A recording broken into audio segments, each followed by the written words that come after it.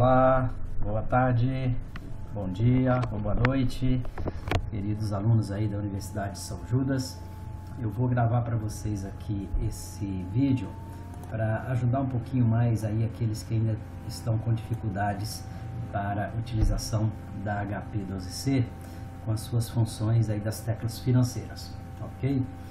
Então, eu vou começar pelas funções básicas, eu vou falar rápido, é uma lista de atividade complementar número 3 que eu encaminhei para vocês e vou explicar aqui como vocês podem resolver essas questões, tá? E aqui vocês vão começar a pensar muito em termos de fluxo de caixa. A partir da próxima aula a gente vai ver aí as técnicas de orçamento de capital, então vai ser necessário vocês utilizarem as teclas financeiras e as técnicas do cash flow, as teclas do cash flow, ok? Então, HP12C, vocês já têm aí conhecimento dela, ainda alguns com dificuldades de utilização, mas as teclas que a gente utiliza são essas que estão aqui na tela, né? Aqui nós temos o prazo, a taxa, o valor presente, as parcelas quando elas são iguais dentro de um fluxo de pagamentos, o valor futuro e o CHS quando você precisa utilizar uma saída de caixa. Então, pensando em termos de fluxo de caixa, de orçamento de capital, de um projeto de investimento. Aí nós temos também as funções do cash flow, que é a função azul, que é o GCF0, que tem o fluxo inicial de qualquer orçamento de capital, de um projeto de investimento inicial, entra no CF0, que é o primeiro valor que sai do seu orçamento de capital. Aí nós temos os fluxos intermediários, que é GCFJ, e nós temos a tecla GNJ, que ajuda para você quando tiver 2 ou 3 ou mais saídas de caixas iguais, entradas ou saídas iguais. Então, essas teclas serão utilizadas, e da função F também, que é o FNPV, para trazer a valor presente, que está aqui, e do FIRR, para conhecer a taxa de juros ou a taxa interna de retorno de um projeto de investimento. Então, eu queria passar primeiro pelas operações mais simples que vocês já estão praticamente aptos a resolver, só mostrando aqui quando você tem um valor de capital inicial, que pode ser tanto de um valor que você aplica e que você vai resgatar depois de 12 meses, um montante, um valor futuro, quanto um financiamento ou um empréstimo, desculpa, que você possa pegar para alguma coisa e vai pagar depois de 12 meses. Portanto, nós temos aqui um prazo de uma operação e nós temos uma taxa de juros aqui no meio, nesse período. Então, quando você coloca isso na HP12C, esses dados conhecidos, ou seja, os 55 mil, que é o valor presente, a taxa de juros e o prazo da operação, você conhece o valor futuro. Então, você vem aqui nas teclas financeiras e utiliza essas teclas financeiras que estão aqui em destaque, nas 6 primeiras teclas, né, da primeira linha da HP. Não vou fazer essas contas porque são bastante simples e basta, eu acho que, mostrar aqui e vocês treinarem esses cálculos e encontrarem a resposta do valor futuro. Quando você quer o contrário, você conhece um montante, um valor gerado depois de um tempo, ou seja, de 18 meses, nesse exemplo, a uma taxa de 0,69% ao mês, é possível você fazer o processo inverso e encontrar qual foi o valor aplicado ou qual foi o valor financiado lá no começo. Então, vamos para o valor futuro, colocamos a taxa e depois você pega o valor presente desse valor aqui que está lá em 18 meses adiante, ok? Para calcular a taxa, quando você tem o valor inicial desse fluxo de caixa, que é os 125 mil, e você tem um valor futuro, ou seja, valor presente e valor futuro, capital e montante, e tem um prazo dessa operação, você encontra a taxa. Basta que um dos dois valores aqui entre de forma negativa, senão vai dar erro na HP. eu sempre prefiro colocar o valor inicial como negativo e o valor futuro positivo. Coloquei o prazo, vai dar uma taxa aí para vocês. Tem aqui um segundo cálculo de taxa. Eu vou falando rápido porque vocês depois podem pausar e ver aí com o tempo a resposta, ok? Então nós temos uma outra situação aqui, que é quando você vai financiar alguma coisa em 36 parcelas, pode ser aí um carro, por exemplo, um veículo, e aí a loja diz que o veículo custa R$ 63.500 à vista e que se você for pagar em parcelas, você vai pagar R$ 1.829, porque tem uma taxa de juros que eles vão cobrar. Com essas duas informações aqui, mais o prazo da sua operação, você coloca isso na HP e você vai achar exatamente a taxa que eles estão oferecendo. Inclusive descobrir se a taxa que eles estão oferecendo é a taxa real mesmo. Ok? Para calcular valor de prestação, aí é o contrário. Você tem o valor presente do produto, aí você tem uma taxa que a loja cobra, e você quer saber então qual é o valor que você, optando por parcelamentos iguais, qual é o valor dessa parcela. Então, tendo o valor presente, a taxa e o prazo que você vai pagar, você coloca nas teclas financeiras da HP e você vai ter exatamente o valor da parcela. Se a taxa anunciada é 1,01%, então você vai encontrar o valor da parcela e tem que conferir com aquilo que a loja está oferecendo. Ok?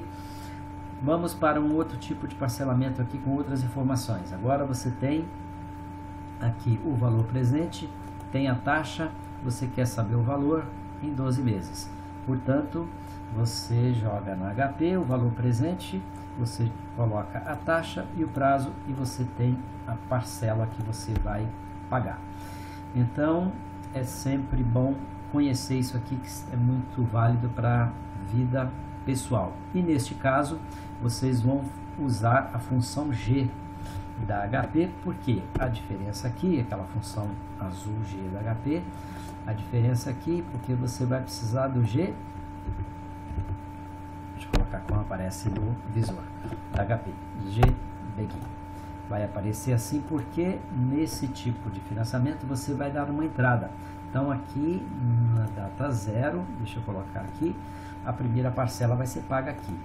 Deixa eu colocar aqui, vai ser paga uma entrada nesse processo, nesse parcelamento. Se você vai pagar uma entrada, portanto, no ato tem um pagamento, usem a função G da HP para você fazer o cálculo correto do PMT. Então aqui no final ou em algum momento aqui, você vai colocar, eu vou inserir aqui, que não está aqui, eu vou colocar desse jeito, vou subir isso aqui, deixa eu colocar aqui, vamos lá,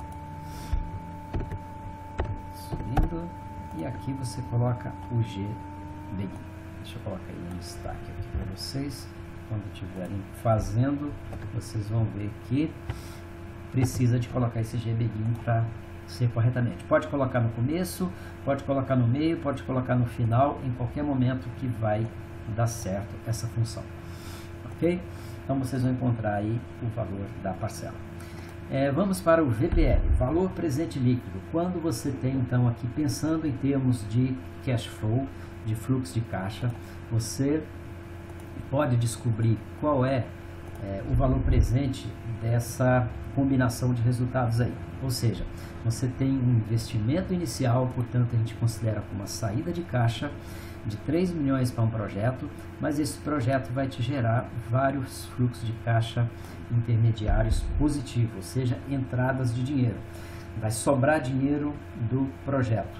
Se você investiu 3 milhões e você tem aqui 5 anos de projeto e cada ano trazendo 1 milhão para o seu caixa, você precisa utilizar o cash flow, as teclas da função azul também.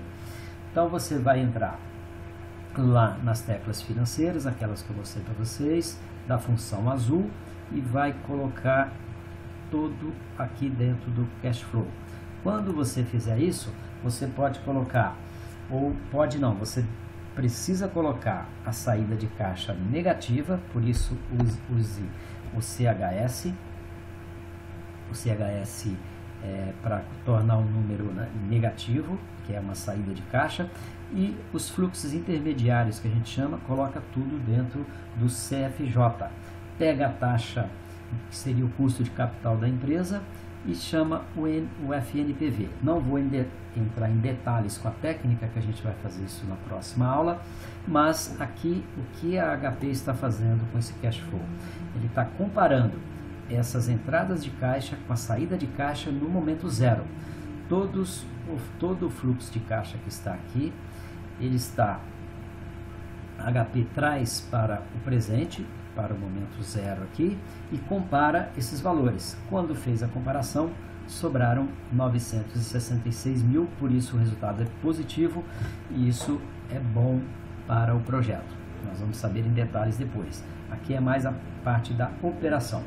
Você pode usar a tecla NJ, que quando você tem fluxos intermediários exatamente iguais, é só você colocar o primeiro, contar quantos tem e jogar no 5, no caso são 5 vezes que repete, GNJ é mais rápido para você fazer, para calcular, e encontra o mesmo resultado.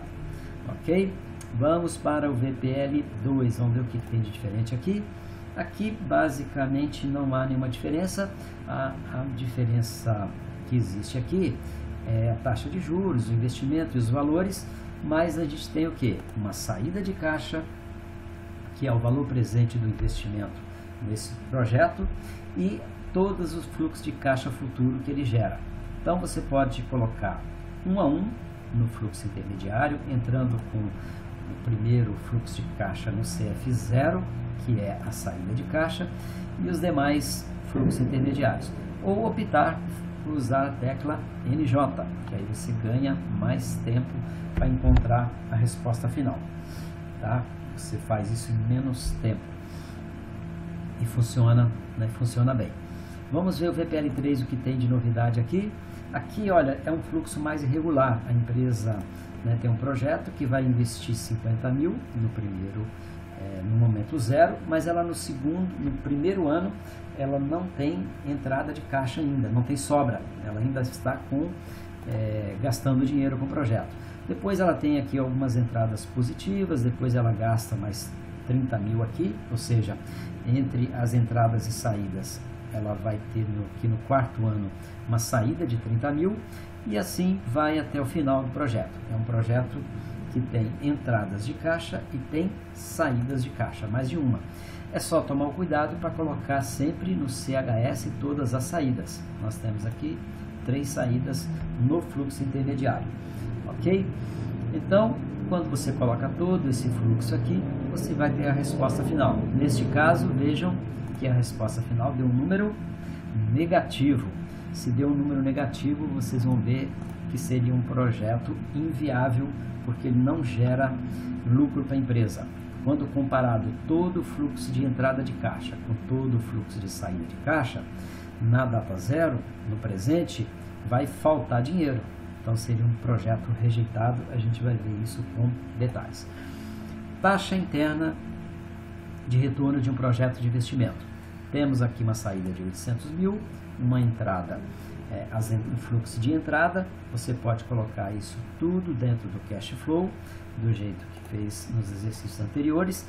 E aqui agora a gente quer saber não o valor líquido, tá, o VPL, mas qual que é a taxa. Qual é essa taxa aqui que a empresa consegue de retorno se ela implantar esse projeto? Investindo 800 mil no início e gerando esse caixa livre aqui durante todos os 10 anos do projeto. Portanto, somente usando as teclas do Cash Flow, lá no final você vai apertar FIRR, que é esse F aqui e o IRR que está sobre o FV. O FNPV está aqui. Então, é assim que você calcula a taxa do projeto. Vai ser aprovado ou não? Nós vamos saber na nossa próxima aula. Aqui é mais para adiantar a parte operacional.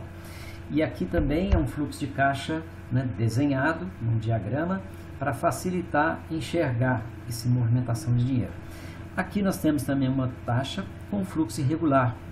Aqui estão as entradas, aqui estão as saídas. Vocês já sabem que toda saída vai como CHS e todo fluxo intermediário vai no CFJ, e tudo que está saindo de caixa você coloca negativo, ok? Você vai encontrar a taxa.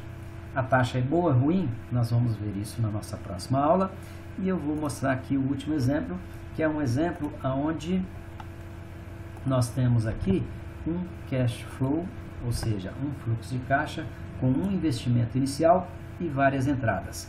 Você vai fazer os cálculos para encontrar aí qual é a taxa interna de retorno desse investimento.